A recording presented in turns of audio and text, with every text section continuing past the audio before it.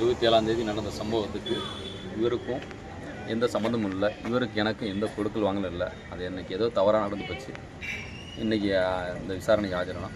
அதனால் அவரும் நான் மன்னிப்பு கோரனே அவரும் ஏற்றுக்கிட்டாரு.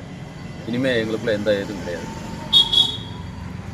கடந்த 27/10/2024 அன்று பார்த்தீங்க அப்படின்னா எதேச்சியாக நான் தொழில் முனைவோர் நலச்சங்கத்திலிருந்து டிஸ்ட்ரிபியூட்டர் சார்ந்த ஒரு பிரச்சனை இருந்ததுனால அதை தீர்க்க தான் வந்திருந்தேன்.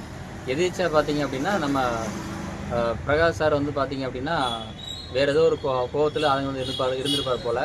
அது வேறு யார்ட்டையும் காட்டுறதுக்கு நான் டிரான்ஸ் இந்தியாவில் தொழில் முனைவோர் நலச்சங்கத்தில் இவருக்காக வந்திருக்குங்கிறது தெரியாமல் என்கிட்ட அவர் ஒரு தள்ளுமுள்ளு முயற்சியில் ஏற்பட்டார்.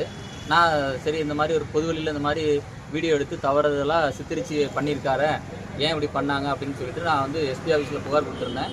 அதன் பேரில் ராஜபாளையம் வடக்கு காவல் நிலையத்தில் இது விசாரணைக்கு வந்துச்சு. அப்போது பிரகாஷ் சார் சைட்லேருந்து இந்த மாதிரி அன்றைக்கி ஏதோ ஒரு ஆதங்கத்தில் யார் மேலே கோவத்தை உங்கள் மேலே காட்ட வேண்டிய ஆகி போச்சு, அது மாதிரி வீடியோ சார்ந்து தவறாக சித்தரித்து போடக்கூடிய சூழ்நிலை ஏற்பட்டிருக்கு, அதுக்கு நான் வருந்துறேன்னு சொல்லிட்டு அண்ணன் சொன்னாங்க. பிரகாஷ் சார் சொன்னதை நான் முழுமையாக ஏற்றுக்கிட்டேன். உள்ளபடியே பார்த்தீங்க அப்படின்னா வரக்கூடிய காலங்களில் எனக்கும் அவருக்கும் எந்தவித தொந்தரவும் இருக்காது. நானும் அவர்கிட்ட எதுவும் கஷ்டம் கொடுக்க போகிறதில்ல. அவர் எப்பவும் போல் சுமூகமாக அவர் வேலையை பார்க்க போகிறாரு. மிக்க நன்றி.